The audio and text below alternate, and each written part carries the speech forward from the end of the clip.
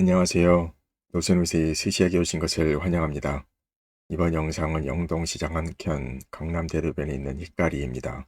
스시가 나오는 이자카야, 줄여서 스시카야라고 부르는 곳입니다. 퇴근을 조금 일찍 해서 근처에서 잠시 일맥을 했고요. 강남대로변에 있어서 찾기는 쉽습니다.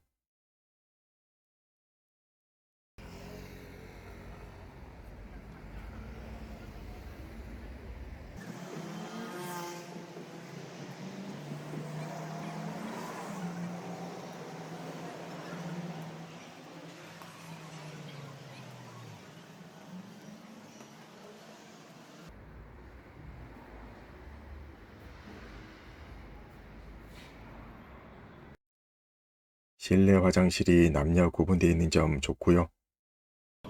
이날 보니까 테이블 손님도 은근 많았고 무엇보다 카운터석은 풀이었습니다. 시국임에도 불구하고 사람들이 점점 바깥 활동을 많이 한다는 생각도 들었습니다.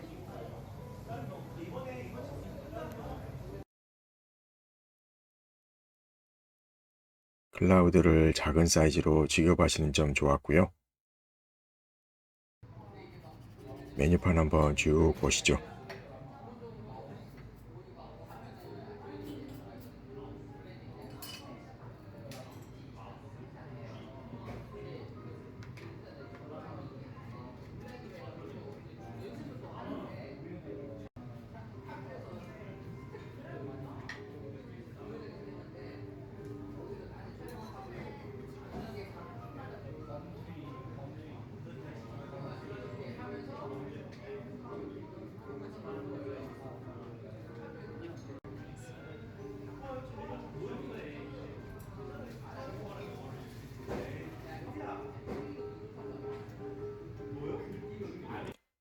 박세진 셰프님은 스시조에서 근무하신 적이 있으시고요. 몇 군데 가게를 거치신 후 여기 히카리는 작년 겨울께 합류하셨습니다. 이인석 셰프님은 꽤 유명하시죠? 스시조 뒷주방에 10년 이상 오래 계셨었고요. 여기 히카리는 2014년 오픈 때부터 지금까지 지키고 있으십니다. 한때 카운터 손님이 안 계실 때는 직접 스시도 주신 적이 있습니다만 역시 이 셰프님은 주방에 계실 때 가장 빛을 발휘하시는 것 같습니다. 디너 오마카세 88,000원 시작합니다. 미들급에서는 다소 낮은 포지셔닝이죠.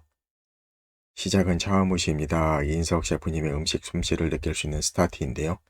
이번에는 새우로 앙소스를 만드셨다고 합니다. 예전에는 펜프라야 흰살 생선의 식감이 좋았는데요.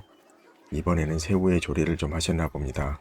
살짝 씹히는 식감 주면서 전체적으로 새우향 가득한 앙소스가 역시 이 셰프님 작품답다 생각이 들게 합니다. 매번 감탄하면서 먹는 차와무시입니다. 초회가 나온 적이 별로 없었던 것 같은데요. 모주쿠에 산마가 슬라이스 되어 들어가 있었습니다.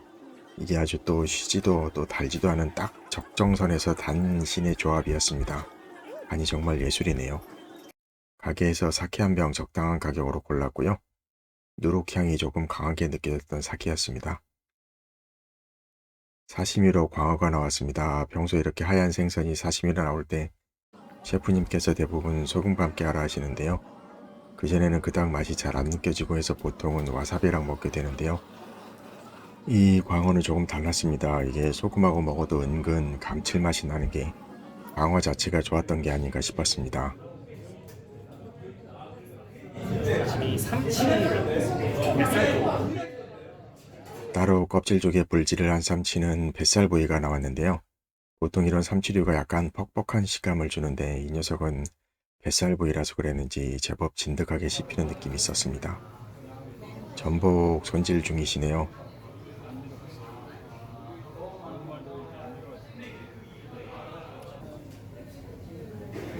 무시하게 계열에 있습니다. 이 셰프님의 찐 전복은 굉장히 야들야들한 스타일인데요. 음료 솥밥에 쪄내시는 걸로 알고 있고요.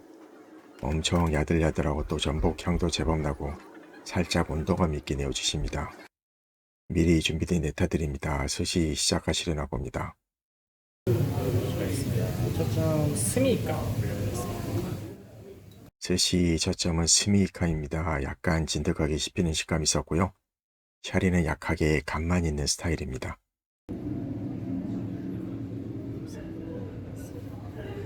광어는 네타가 두툼했는데요. 그럼에도 사르르 녹는 식감이 있었습니다. 아까 사시미랑 다른 개체가 아닌가 생각이 들 정도였습니다.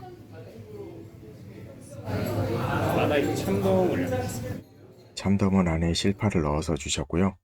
샤리가 약하게 온도감도 있는 편이었습니다. 가리비 관자 올려드리겠습니다. 가리비 관자는 폭진하니 예상되는 그런 식감과 맛이었고요. 시마지 올려드리겠습니다. 시마아지는 서걱거리는 식감 살짝 느껴지는 편이었습니다. 중간에 이렇게 우엉을 따로 내어주셨는데요. 가츠오부시 국물로 즉게를 해드십니다. 무엇보다 짜지 않게 즉게가 된 것 좋았습니다. 셰프님 스시 주시는 모습 잠시 보실까요?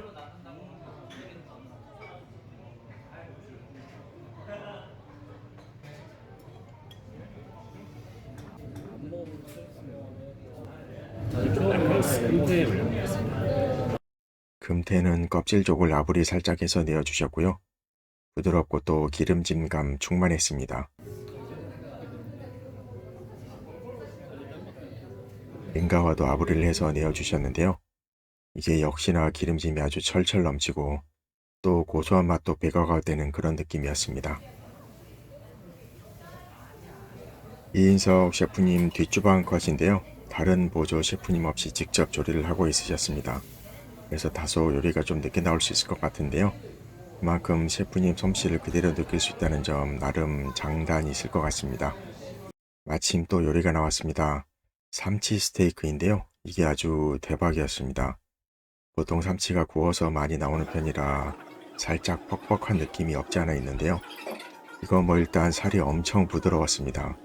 또 양파가 숨이 잘 죽게 조리가 되어서 양파 향이 강하지 않게 어우러진 것도 좋았고요. 또 바닥에 깔린 소스는 또 어떻게 만드셨는지 향이나 맛이 강하지 않으면서 삼치랑 궁합이 정말 잘 맞았습니다. 역시 이 셰프님 하면서 감탄을 하면서 먹었던 요리였습니다. 새우 껍질을 벗기고 있으시네요.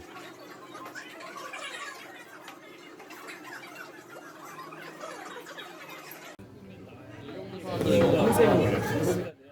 홍새우입니다. 제법 사이즈가 있어서 씹히는 식감을 주는 녀석이고요. 개체가 큰 편이라 두 피스로 나누어 주셨는데요. 이게 또 왠지 두 번의 행복감을 주는 느낌이었습니다. 아가미스게 올려드리겠습니다. 아까미 집게가 나왔는데요. 개체 자체는 괜찮았던 것 같은데 이게 집게를 그리 오래 안 했음에도 불구하고 조금 짜게 느껴진 것은 다소 개인적으로 아쉬웠습니다. 스시 주시는 모습 한 번 더 보실까요?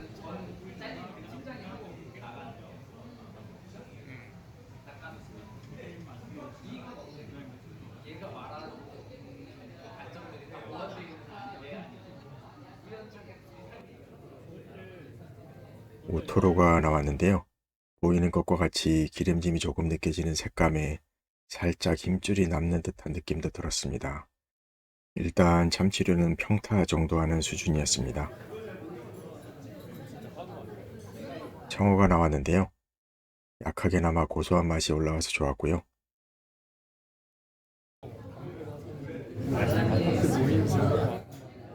이 아지는 살짝 전어 맛이 나는 게 고소한 맛이 은근 강해서 또 좋았습니다.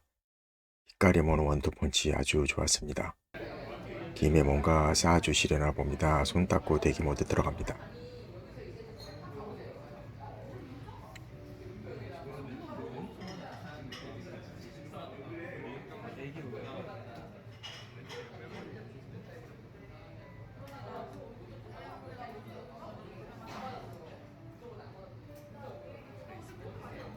나고가 아니고 우나기가 나왔습니다. 이게 또 이 셰프님 솜씨가 제대로 들어간 스시인 셈인데요.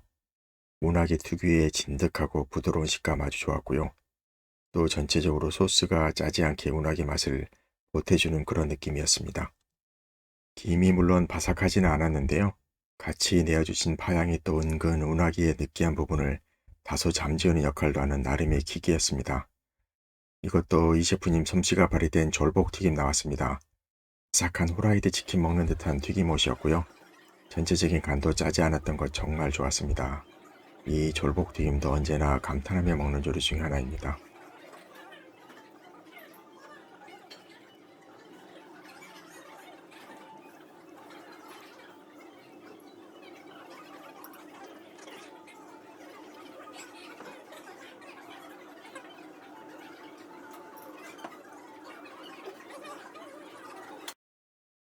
이 비조개는 냉콜 스시 대신에 안 먹어본 재료 중 하나로 내어주신 것이고요. 오도독한 식감은 좋았는데요. 특유의 주이시한 감은 조금 약했습니다. 마무리 고등어 소바 나왔습니다. 이 셰프님께서 스시조에서 시작하신 후 스시조 대표 요리 중에 하나이기도 한데요. 여기 히카리가 리틀 스시조로 불리울 시기한 대표 메뉴이기도 합니다. 팬프라이한 고등어에 적당히 짭조름하고 살짝 기름진 감도 도는 국물. 마무리 식사로 이보다 더 나은 거 찾기 어려운 것 같습니다.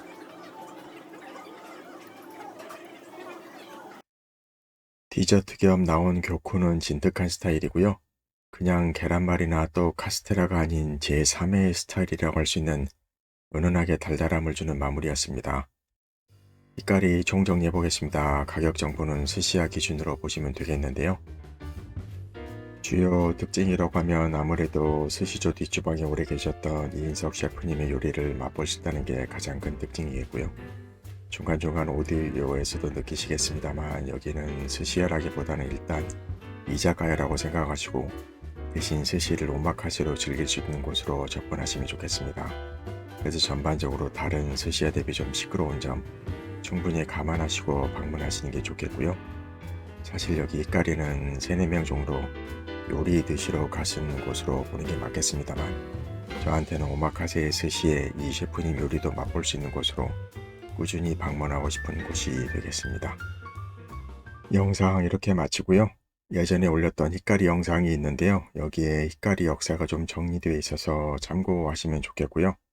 그리고 한동안 히카리에 꽤 오래 계셔서 히카리의 터치가 물씬 나는 장원석 셰프님의 스시야, 스시장 영상도 봐주시면 감사하겠습니다.